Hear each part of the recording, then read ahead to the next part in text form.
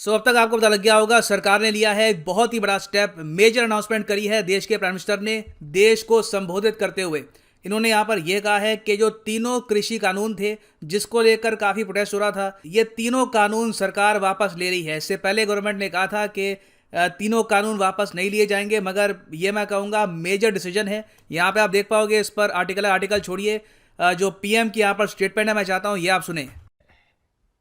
आज मैं आपको, पूरे देश को ये बताने आया हूं कि हमने 3 कृषि कानूनों को वापस लेने का, रिपील करने का निर्णय लिया है।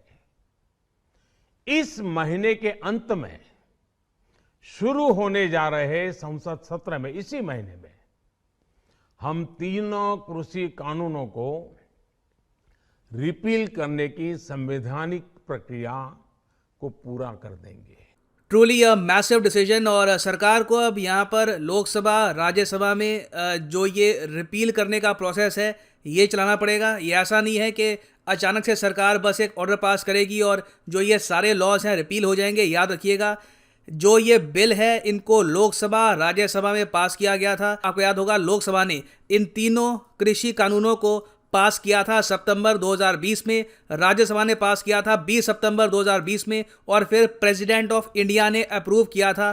तब जाकर जो ये 3 फार्म लॉज हैं, farmers produce trade and commerce act 2020, farmers agreement on price assurance and farm services act 2020 और एसेंशियल कमोडिटीज एक्ट 2020, ये तीनों पास हुए थे। तो अब इनको रिपील करने का सिस्टम भी ऐसा ही होगा। पार्लियामेंट में इन पर डिस्कशन किया जाएगा, लोकसभा, राज्यसभा में यहाँ पर वोटिंग होगी और उसके बाद जो ये कानून है ये रिपील किए जाएंगे। और क्या हमारे संविधान में कोई आर्टिकल है जिसमें प्रोविजन लिखी है कि इसके जरिए आप एक लॉ को रिपील कर सकते हैं? तो हाँ, बिल्कुल। पार्लियामेंट के बनाए हुए जो लॉज हैं उनको रिपील करने की जो पावर है ये मिलती है आर्टिकल 245 से। और यहाँ पे आप देख पाएंगे, इस पर सरकार ने भी यहाँ पर लिखा है, any act so passed by parliament may be amended or repealed by an act of parliament passed or adopted in like manner but shall not be as respects any states to which it applies। तो जो winter session होगा parliament में, यहाँ पे हम देखेंगे कि जो तीनों लॉज हैं इनको सरकार वापस ले लेगी। और देखिए, इन लॉज को रिपील करने का जो प्रेशर था सरकार पे, ये बहुत ज़्यादा था। कई किसान कई महीनों से प्रोटेस्ट कर रहे हैं, दिल्ली में, पंजाब में और जगह। काफ़ी बार जो ये प्रोटेस्ट है वॉलेंट भी हो गया। और आपको यही पता होना चाहिए कि कई स्टेट्स हैं वहाँ पर काउंटर लेजिस्लेशन भी पास करने की कोशिश करी गई ताकि इन लॉज को इन स्टेट में अप्लाई ना किया जा सके। ये करने की कोशिश करी थी पंजाब ने, राजस्थान ने और छत्तीसगढ़ ने, मगर तीनों स्टेट्स में गवर्नर ने अप्रूवल दिया नहीं, तो काउंटर लेजिस्लेशन ये पास नहीं हो पाया। उसके अलावा भारत में कई स्टेट्स हैं जैसे कि वेस्ट बंगाल, केरला, इन्होंने अपनी लेजिस्लेटिव असेंबली में रेजोल्यूशन पास किया कि जल्द से जल्द जो ये फार्म लॉज हैं इनको रिपील करो। तो पीएम ऑफ इंडिया ने यहाँ पर यह कहा है कि मैं पूरे देश से अपोलोजाइज करना चाहता हूं। यहाँ पर I want to apologize to the country man today on the Prakash Parv of Shri Guru Nanak Dev ji. और ये यहाँ पर देखिए, ये कह रहे हैं कि एक्चुअली ये बात कंट्री मैन तक, देश के लोगों तक ये पहुँचा नहीं पाए कि ये तीनों फार्म लॉज देश के लिए इतने इंपॉर्टेंट क्यों हैं, बेनिफिशियल क्यों होंगे। ये पीएम ऑफ इंडिया ने बात मानी है कि सरकार अपनी बात लोगों के सामने रख नहीं पाई और ओवरऑल नेगेटिव सेंटिमेंट ज़रा था इन बिल्स के अगेंस्ट। कई लोग लगातार यहाँ पर प्रोटेस्ट कर रहे थे, तो यहाँ पर सरकार रिपील कर रही है। तो देखिए, ये बात काफ़ी हद तक मैं कहूँगा चिंताजनक है कि सरकार अपनी बात प्रॉपरली रख नहीं पाई लोगों के सामने। मगर हमने ये भी देखा है कि इस पूरे प्रोटेस्ट में जो भी यहाँ पर प्रोटेस्ट हुआ है अगेंस्ट 3 फार्म लॉज, कनाडा से, बाहर की कंट्री से कई ग्रुप्स हैं जिन्होंने प्रभाव डाला यहाँ पर कि कैसे यहाँ पर प्रोटेस्ट होगा, क्या टूल किट्स यहाँ पर बनाए जाएंगे।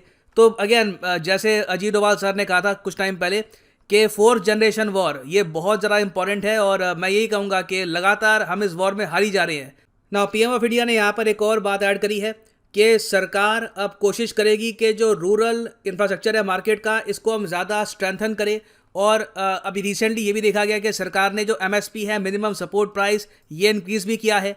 सरकार ने यहाँ पर यह भी कहा है कि मिनिमम सपोर्ट प्राइस के इशू को लेकर हम एक प्रॉपर ट्रांसपेरेंसी चाहते हैं। हम चाहते हैं कि पारदर्शिता हो, जो भी निर्णय लिया जाए वहाँ पर सरकार इन्वॉल्व हो, फार्मर्स इन्वॉल्व हो, स्टेट गवर्नमेंट्स इन्वॉल्व हो। तो इसके लिए एक कमेटी भी बनाई जाएगी on the issue of MSP। तो मेजर चेंजेस यहाँ पर किए गए हैं सरकार द्वारा। मगर जो ऑपोजिशन पार्टी है कांग्रेस, वो यहाँ पर यह क्लेम कर रही है कि ये जो डिसीजन है ये लिए गए हैं आने वाले स्टेट इलेक्शंस को ध्यान में रखते हुए। आपको पता होगा कि 2022 में दो बहुत ही मेजर स्टेट के इलेक्शन हैं, पंजाब और उत्तर प्रदेश। और हाँ, यहाँ पे मैं ये भी ऐड कर दूं कि अगर आप सोच रहे हैं कि क्या अचानक से अब जो दिल्ली में प्रोटेस्ट हो रहे हैं, पंजाब में प्रोटेस्ट हो रहे हैं, क्या वो अचानक से ख़त्म हो जाएंगे, तो इसका आंसर है नहीं। अभी के लिए प्रोटेस्टर्स ने यहाँ पर यह कहा है कि जब तक सरकार पूरा प्रोसेस कंप्लीट नहीं करती पार्लियामेंट में तीनों लॉज को रिपील करने का, प्रोटेस्ट खत्म नहीं होंगे। तो ये अभी भी मैं कहूंगा कि प्रोटेस्ट अभी खत्म होने नहीं वाले। और अब एक लार्जर क्वेश्चन यहाँ पर ये आ गया है, क्योंकि सिंस गवर्नमेंट ने बहुत बार ये कहा था कि तीनों लॉज को रिपील नहीं किया जाएगा, इन द पास्ट सरकार ने काफ़ी बार ये कहा था, तो अब सरकार ने यहाँ पर ऑल टुगेदर पॉलिसी चेंज कर दी है। तो कई जो जर्नलिस्ट हैं इंडिया में, जो सीनियर जर्नलिस्ट हैं इंडिया में, वो यहाँ पर अब क्वेश्चन उठा रहे हैं। तो अब क्या इसका मतलब ये है कि जो आर्टिकल 370 को लेकर विरोध होता है वहां पर भी सरकार यू टर्न लेगी, सरकार वहां पर भी हो सकता है कि आर्टिकल 370 को जो एब्रोगेट किया गया है इसको भी रिपील करे। और खैर आर्टिकल 370 तो फिर भी मैं कहूंगा कंट्रोवर्शियल है। जो सिटीजनशिप अमेंडमेंट एक्ट है इसको लेकर अब सवाल उठ रहे हैं कि क्या पॉसिबिलिटी है कि सरकार इसको भी रिपील कर देगी। कई जर्नलिस्ट आज के समय ये क्वेश्चन उठा रहे हैं। तो अगेन आई थिंक एक बहुत ही ज़रा सरप्राइजिंग डिसीजन है by the government of India. और इसका इम्पैक्ट क्या होगा, देखिए ये तो हमको लॉन्ग टर्म में देखने को मिलेगा कि लॉन्ग टर्म में क्या इससे किसानों को फायदा हुआ है, क्या इससे किसानों को लॉस होगा। बट अभी के लिए ये बात पक्का है कि एमएसपी सिस्टम कहीं जाने नहीं वाला, जो मंडी सिस्टम है वो कहीं जाने नहीं वाला। जो हमारा पुराना सिस्टम था देश में, जहाँ पे आड़तियों का रोल था, जहाँ पे एमएसपी का रोल था, वो अपनी जगह बना रहेगा। सो फाइनली मैं यहाँ पे आपसे पूछना चाहूंगा आपका ओपिनियन कि क्या आप मानते हैं यहाँ पर कि सरकार ने जो यहाँ पे निर्णय लिया है ये ठीक है, या फिर आपका ओपिनियन कुछ और है। शेयर करिएगा इन द कमेंट सेक्शन, मैं जानना चाहूंगा यहाँ पे आपका ओपिनियन। बहुत ज़्यादा क्रूअल। और फाइनली यहाँ पर मैं ये भी ऐड कर दूं कि आप अगर यूपीएससी एग्जाम के लिए प्रॉपर्ली प्रिपेयर करना चाहते हैं तो आप परचेज कर सकते हैं अनअकैडमी का क्वालिटी कोर्स। गिरा जाओ कमेंट सेक्शन में, पिन कमेंट में आपको मिलेगा ये लिंक। इस लिंक पर क्लिक करके आप परचेज कर पाएंगे अनअकैडमी का यूनिक कॉम्बो पैकेज, जिसके अंदर आप यूपीएससी प्रीलिम्स, मेंस, ऑप्शनल तीनों की ही तैयारी कर सकते हैं in a single purchase. So simply यहाँ पे क्लिक करो पिक ए प्लान पर, और यहाँ पे आप खरीद पाएंगे 24 महीने 36 महीने का कोर्स। मगर जो प्राइसेस यहाँ पर लिखे हैं पे करने की आपको आवश्यकता है नहीं। सिंपली यहाँ पर कोड डालो PD10 and the prices will fall. So use the code PD10 and save your hard earned money. So इसी नोट के साथ ये है वीडियो का अंत। Thank you for listening and as always God bless you all.